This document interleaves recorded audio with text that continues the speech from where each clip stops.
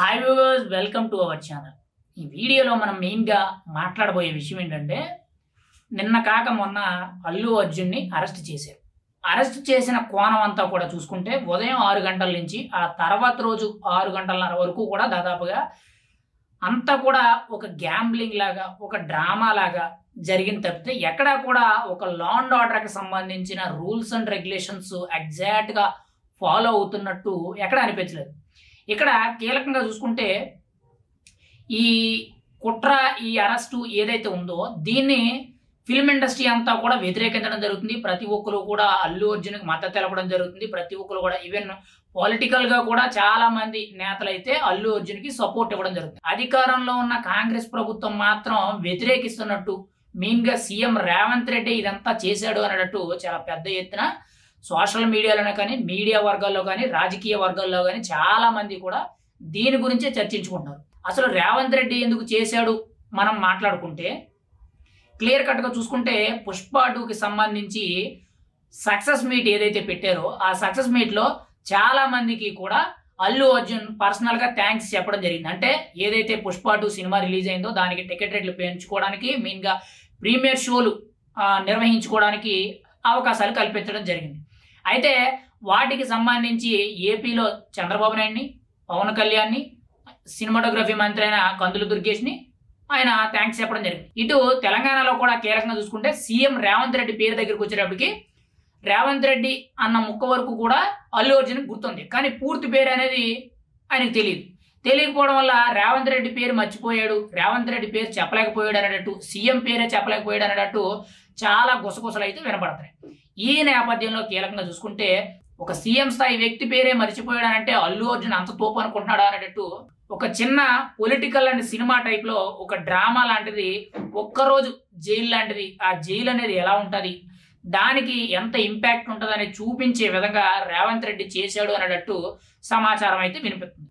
చాలా మంది కూడా ఒకటే టైటిల్, అల్లు అర్జున్ వర్సెస్ రేవంత్ రెడ్డి లేదా అల్లు అర్జున్ వర్సెస్ తెలంగాణ కాంగ్రెస్ ప్రభుత్వం అనేటట్టు నేరుగా టైటిల్స్ పెట్టి చాలా క్లియర్ కట్గా చెప్పడం జరుగుతుంది. ఏంటి అని అంటే ఇది ఖచ్చితంగా 100కి 100% కుట్రపూరితంగా జరిగింది. లేదు అని అంటే ఇక్కడ కొన్ని అంశాలు మనం అబ్జర్వ్ చేసుకుంటే అల్లు అర్జున్ని అంత దారుణంగా అరెస్ట్ చేయవలసినంత అవసరం లేదు. ఎందుకు అని అంటే గతంలో ఇలాంటివి చాలా జరిగినాయి. పైగా గతంలో చాలా మంది జరిగినా కూడా కొంతమంది స్పందించలేదు, కొంతమంది స్పందించారు. ఇప్పుడు అల్లు అర్జున్ స్పందించాడు. 25 లక్షల రూపాయలు నా తరపున ఆర్థిక సాయం ఇస్తాను, అంతేకాకుండా కుటుంబానికి ఏ ఇబ్బంది అన్నా సరే నేను అండగా ఉంటానని చెప్పి ముందుగానే చెప్పడం జరిగింది. ఇన్సిడెంట్ జరిగిన తర్వాత రోజు తెలిస్తే ఆ తర్వాత రోజు నెక్స్ట్ డే కూడా మీడియా ముందు ప్రెస్ మీట్ పెట్టి పర్సనల్గా మాట్లాడడం జరిగింది. అయితే ఇక్కడ వరకు బాగుంది. కానీ ఇక్కడ అల్లు అర్జున్ని అరెస్ట్ చేసిన విధానంలో కొన్ని క్లూస్ కింద మనం మాట్లాడుకుంటే ఉదయం 6 గంటలకే అల్లు అర్జున్ ఇంటికి చేరుకున్నట్టు కొంత సమాచారం అయితే వినిపిస్తుంది. పైగా అల్లు అర్జున్ బెడ్రూమ్లో కూడా పోలీసులు వెళ్ళిపోయారు, డైరెక్ట్గా నేరుగా ఇంట్లోకి వెళ్ళి మరి పట్టుకోవడం జరిగింది అనేటట్టు ఒకటి వినిపిస్తుంది.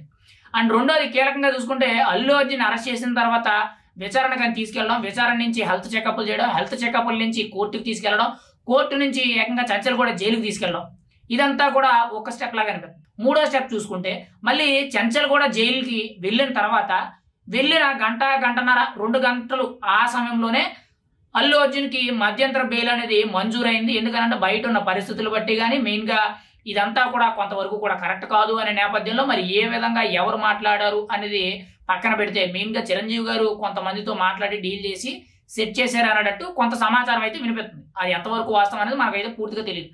కానీ ఇక్కడ బెయిల్ వచ్చినా కూడా అల్లు అర్జున్ని విడిపించలేదు.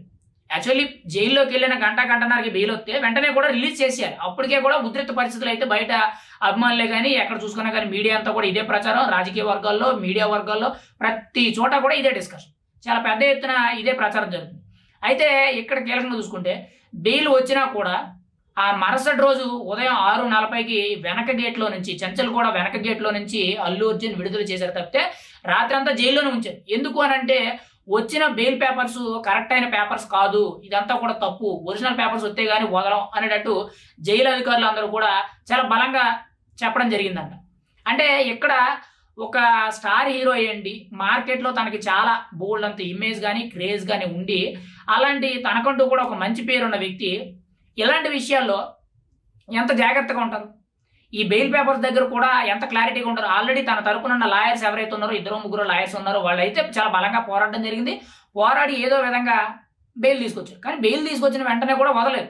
ఆ రాత్రి అంతా కూడా జైల్లో ఉంచి జైల్లో ఖచ్చితంగా ఒక రాత్రి అయినా నిద్ర చేయాలి, ఖచ్చితంగా ఒక్కరోజు జైలు శిక్ష అయినా పడ్డాది అని చెప్పుకోవడానికి అది జీవితంలో ఒక మచ్చలా ఉండిపోవాలనే నేపథ్యంలో ఇదంతా కూడా చేసినట్టు కొంత సమాచారం అయితే వినిపిస్తుంది. ఇక్కడ కీలకంగా చూసుకుంటే ఈ అల్లు అర్జున్ ఎప్పుడైతే 11, 12 ఆ ప్రాంతంలో అరెస్ట్ చేశారో మధ్యాహ్నం, అరెస్ట్ అయిన తర్వాత సన్నగా ఈ న్యూస్ అంతా కూడా మీడియా అంతా కూడా వైరల్ అవుతుంది. ఆల్రెడీ అప్పటికే బీఆర్ఎస్ పార్టీ వర్కింగ్ ప్రెసిడెంట్ అని కేటీఆర్ అయితే ఆయన స్పందించాడు. ఇంకా చాలా మంది స్పందించారు. ఇటు జగన్మోహన్ రెడ్డి స్పందించాడు, కేసీఆర్ స్పందించాడు, త్రిపుల రఘురామకృష్ణరావు స్పందించాడు. వీళ్ళందరికంటే ముందు చిరంజీవి స్పందించి షూటింగ్స్ ఆపుకొని చికట్పల్లి పోలీస్ స్టేషన్కి వస్తాను అంటే పోలీసులు వద్దన్నారు. తర్వాత అల్లు అర్జున్ ఇంటికి వెళ్ళారు. అక్కడ కూర్చొని దాదాపు 4-5 గంటలు అక్కడ కూర్చొని పెద్ద పెద్ద నేతలతో ఈవెన్ సీఎం రేవంత్ రెడ్డితో కూడా మాట్లాడినట్టు కొన్ని వార్తలు అయితే వినిపెడుతున్నాయి. మరి అందులో ఎంతవరకు వాస్తవం ఉందనే తెలియదు. ఇలా పలు రకాలుగా చాలా మంది స్పందించారు. కానీ ఇక్కడ కీలకంగా చూసుకుంటే వీళ్ళందరూ స్పందించారు. కానీ సీఎం రేవంత్ రెడ్డి ఏమన్నారంటే ముందుగా ఈ అరెస్ట్ కి నాకు ఎటువంటి సంబంధం లేదు, చట్టం తన పని తాను చేసుకుంటూ పోతుంది, దీనిలో నన్ను ఇన్వాల్వ్ చేయొద్దని చెప్పి ముందు ఆయన ఒక స్టేట్మెంట్ ఇవ్వడం జరిగింది. ఆ తర్వాత సాయంత్రం కీలకంగా చూసుకుంటే ఢిల్లీలో ఒక ఇంటర్వ్యూలో, ఒక నేషనల్ మీడియాకి ఇచ్చిన ఇంటర్వ్యూలో కీలకంగా చూసుకుంటే ప్రత్యేకించి కూడా ఈ ఇంటర్వ్యూలో దాదాపుగా సగం టైము అల్లు అర్జున్ అరెస్ట్ మీద నడిచింది. యాక్చువల్లీ రాష్ట్రంలో జరుగుతున్న పరిస్థితుల గురించి, రాష్ట్ర ప్రభుత్వ పరిపాలన గురించి, లేదనంటే రాబోయే రోజుల్లో భవిష్యత్తు గురించి, రాజకీయాల గురించి ఇంటర్వ్యూ జరగాలి నేషనల్ మీడియాలో. కానీ అక్కడ జరిగిన దాంట్లో కీలకంగా చూసుకుంటే అల్లు అర్జున్ అరెస్ట్ దాని గురించే మాట్లాడారు. కానీ అక్కడ అల్లు అర్జున్ గురించి మాట్లాడినప్పుడు అక్కడ రేవంత్ రెడ్డి గారు రెండోసారి చెప్పింది ఏంటంటే, ఇక్కడ చట్టం ముందు ఎవరు అతిథులు కాదు, అల్లు అర్జున్ అయితేనంటే, ఇంకొకరు అయితేనంటే, నేనైతేనంటే ఎవరైనా పెద్ద తోప, ఖచ్చితంగా ప్రతి ఒక్కరిని కూడా తప్పు చేశారు అని అంటే బొక్కలా వేస్తాం అనేటట్టు ఆయన కొంచెం సమాధానం ఇచ్చినట్టు మనకి చాలా క్లియర్ కట్గా తెలుస్తుంది. ఆల్రెడీ ఆ చిన్న చిన్న క్లిప్స్ కింద ఏవైతే ఉంటాయో అవన్నీ కూడా వైరల్ అవుతుంది. అంటే రేవంత్ రెడ్డి ఫస్ట్ వెర్షన్లో నాకు ఎటువంటి సంబంధం లేదని చెప్పారు. రెండోసారి తప్పు చేసిన ప్రతి ఒక్కరిని కూడా బొక్కలా వేస్తాం అనేటట్టు ఆయన చెప్పడం జరిగింది. మరి ఈ నేపథ్యంలో చూసుకుంటే ఖచ్చితంగా రేవంత్ రెడ్డి కావాలని ఇదంతా చేసినట్టు చాలా వరకు కూడా మీడియా అంతా కూడా చాలా పెద్ద ఎత్తున గుసగుసలాడుతున్నాయి. మరి ఇందులో ఎంతవరకు వాస్తవం ఉందనేది వాళ్ళకే తెలియాలి. ఎందుకంటే ఇటువైపు అల్లు అర్జున్కి, ఇటువైపు రేవంత్ రెడ్డికి తెలియాలి. ఇక్కడ మళ్ళీ కీలకంగా చూసుకుంటే అల్లు అర్జున్ని బెయిల్ వచ్చింది, ఆ తర్వాత రోజు ఉదయం రిలీజ్ చేశారు. అయితే ఇదంతా కూడా కావాలని అల్లు అర్జున్ని జైల్లో ఉంచారు అనేటట్టు ఏదైతే ఇదంతా ఉందో, ఈ అరెస్ట్ అంతా ఏదైతే ఉందో ఇదంతా కూడా ఒక కుట్ర కోణంలో జరిగిందనేటట్టు అల్లు అర్జున్ తరపున లాయర్స్ ఎవరైతే ఉన్నారో వాళ్ళు మళ్ళీ రాష్ట్ర ప్రభుత్వం మీద లీగల్గా వెళ్ళడం జరుగుతుంది.